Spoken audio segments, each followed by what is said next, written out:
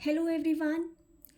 आज स्टार्ट करते हैं क्लास 9 का एक और चैप्टर है सर्कल। सर्कल के इम्पॉर्टेंट टर्म्स एंड इसकी डेफिनेशंस मैं अपनी प्रीवियस वीडियो में शेयर कर चुकी हूँ। वो वीडियो ज़रूर देखिएगा। इस चैप्टर में आपको बहुत हेल्पफुल रहने वाली है। इस चैप्टर में अबाउट 11 to 12 थ्योरम्स हैं, तो सबसे पहले हम उन थ्योरम्स को ही स्टार्ट करेंगे। चलिए थ्योरम नंबर 1 स्टार्ट करते हैं। थ्योरम है every equal code of a circle subtends equal angle at the centre. इस थ्योरम में कहा गया है कि अगर दो कोड्स हैं जो कि इक्वल लेंथ की है, like a b and c d, these are two chords which are of equal length, a b and c d, ये दोनों इक्वल लेंथ की हैं, तो ये सेंटर पे हमेशा इक्वल एंगल बनाएंगी।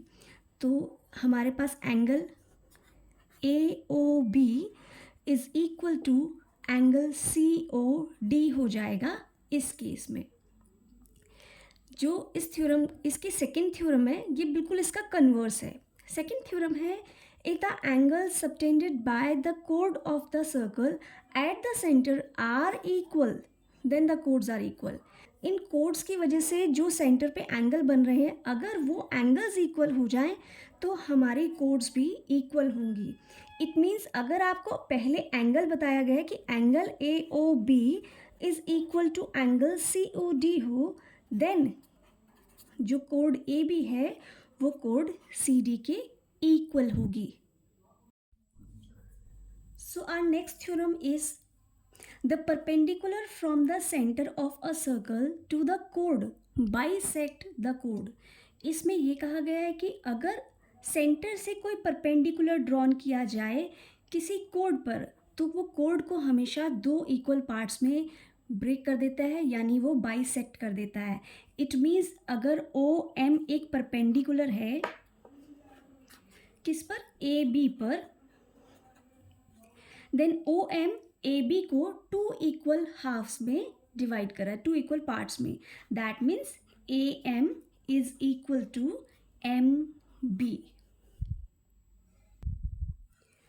And the next theorem again इसकी कन्वर्स है, थ्योरम नंबर 3 का कन्वर्स है थ्योरम 4। तो थ्योरम 4 है the line drawn through the centre of a circle to bisect a code is perpendicular the code. It means अगर किसी line से हम किसी कोड का बाइसेक्ट करें तो वो जो बाइसेक्ट है वो डायरेक्ट सेंटर पे मिलेगा। इट मीन्स वो क्या करेगा, परपेंडिकुलर होगा कोड पे। मतलब यहाँ पे इसका बिल्कुल ही कन्वर्स उल्टा कहा गया है।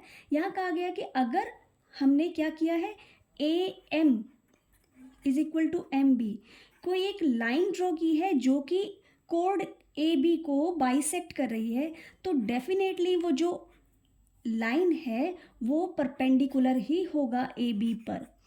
जो OM है इस केस पे AB पर वो परपेंडिकुलर ही होगा।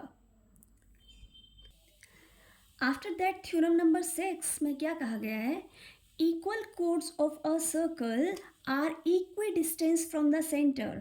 इट मीन्स अगर दो कोड्स सेंटर से इक्वल डिस्टेंस पे हैं, अगर दो कोड इक्वल साइज में हैं, तो वो सेंटर से हमेशा इक्वल डिस्टेंस पे है। रिपीट करते हैं, इक्वल कोड्स, अगर कोड्स का साइज इक्वल है, इट मीन्स उनका डिस्टेंस फ्रॉम द सेंटर भी इक्वल है। यहाँ कहा गया है कि if PQ is equal to RS या SR, देन उनका सेंटर से distance, it means OL will be equal to OM। ऐसा कहा गया है कि उनका सेंटर से जो डिस्टेंस है वो भी कांस्टेंट होगा, वो भी इक्वल होगा। And theorem number 7 is again converse of theorem number 6। Chords equidistant from the center of a circle are equal in length। It means अगर किसी सर्कल के सेंटर से इक्वल डिस्टेंस पे हम कोड बनाते हैं तो उन कोड्स की लेंथ भी हमेशा इक्वल होगी। ये हमारा सेंटर है O, इसको P लेते हैं, इस पॉइंट को Q ले लेते हैं, this is R, this is S, this is L, this is M। Then in this case PQ जो है RS के इक्वल होगा, बिकॉज हमने सेंटर से इक्वल डिस्टेंस पे ये दोनों कोड्स को ड्रॉ किया है। क्या कहा गया थ्योरम में, there is one and only one circle passing through 3 given non collinear points. देखिए यहाँ कहा गया कि अगर 3 पॉइंट्स नॉन कोलिनियर है तो उनसे पास होता हुआ सिर्फ एक ही सर्कल हम बना सकते हैं। पहले मैं आपको दिखाती हूँ कि अगर एक ही सिंगल पॉइंट हो तो उससे कितने सर्कल्स ड्रॉ सकते हैं।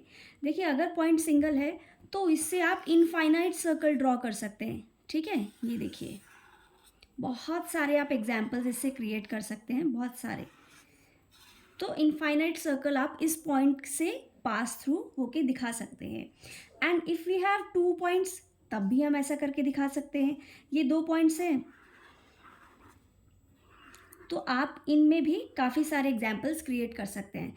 बट अगर 3 पॉइंट्स वो भी नॉन कोलिनियर हैं तो उनसे पास होता हुआ सिर्फ और सिर्फ एक ही सर्कल हम ड्रॉ कर सकते हैं।